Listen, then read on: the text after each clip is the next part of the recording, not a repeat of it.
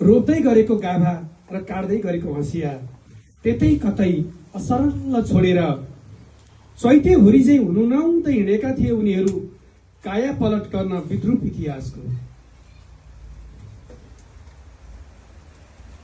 बीचमै छाडेर समरको हुन्डरी आजकल त यतै कतै सहरी विलासमा विलुप्त भएका छन् रे तिनीहरू। कोही रङमगाइरहेका छन् रे रेगिस्तानको खरमाउलोमा, जुठा भाँडासँग लाप्पा खेलिरहेछन् रे कोही, र निर्लिप्त छन् रे कोही अनेक खाले दलाली धन्दाहरूमा।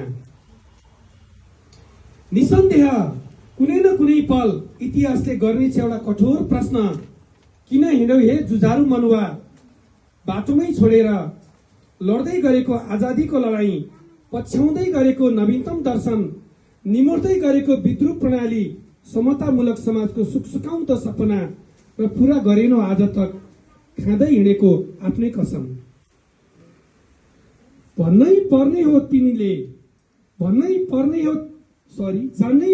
तिनले टनाटन आजकल सहरका चोक चोकमा, गाउँका गल्ली गल्लीमा लाभ हानिको तुलो बोकेर ओ जोख्दै गरेका कथित सुकिला मुकिलाहरू बिर्सन्छन् सधैँ जसले बोक्नलाई एक थान पिलन्दरी ऐना।